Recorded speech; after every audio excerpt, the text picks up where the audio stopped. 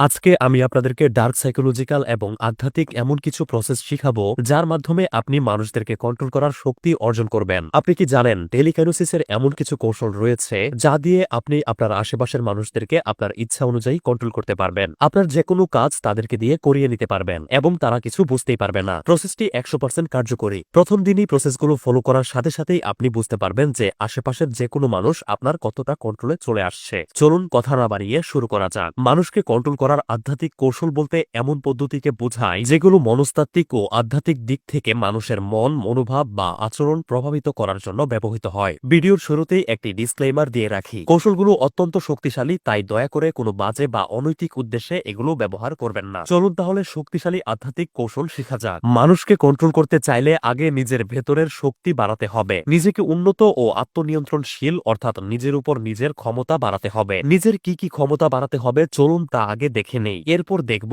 কিভাবে তা বাড়াতে হবে। মানুষকে নিজের কন্ট্রোলে আনতে হলে মানুষের সঙ্গে ধৈর্য ধরে কথা বলা এবং তাদের অনুভূতি বোঝার মতো ক্ষমতা নিজের ভেতর আনতে হবে এবং নিজেকে খুব ভালো ও সত্যবাদী হিসেবে সবার সামনে তুলে ধরতে হবে যাতে অন্যরা স্বাভাবিকভাবেই আপনাকে অনুসরণ করতে চায়। মানুষদেরকে সহানুভূতি দেখাতে হবে এবং ভালোবাসার মাধ্যমে মানুষের মন জয় করতে হবে। সবসময় মানুষকে বোঝাতে হবে যে আপনি খুব পজিটিভ একজন মানুষ, আপনার ভেতরে কোনো নেগেটিভিটি নেই। অন্যদের সবসময় চেষ্টা করবেন অনুপ্রেরণা দিতে এবং তাদের সামর্থ্যে বিশ্বাস স্থাপন করতে। সবসময় চেষ্টা করবেন সবার প্রতি নম্রতা ও শ্রদ্ধা প্রদর্শন করতে। অহংকার এড়িয়ে চলবেন এবং সকলকে সমান গুরুত্ব দিতে চেষ্টা করবেন। অন্যদের প্রতি সম্মান প্রদর্শন করে তাদের মন জয় করবেন। চলুন এবার দেখে নেই যে এই গুণগুলো নিজের মধ্যে কিভাবে বাড়াবেন। উপরে মানুষকে কন্ট্রোল করার জন্য যেসব গুণের কথা বলা হয়েছে এগুলো আপনার ভেতর বৃদ্ধি করার একমাত্র উপায় হচ্ছে ধ্যান এবং প্রার্থনা। প্রতিদিন ধ্যান বা মেডিটেশনের মাধ্যমে ধ্যানের গভীর পর্যায়ে পৌঁছাবেন এবং নিজের সাবকনশিয়াস মাইন্ডকে সাজেশন বা অর্ডার দিবেন নিজের ভেতরে এই গুণগুলো গড়ে তোলার জন্য।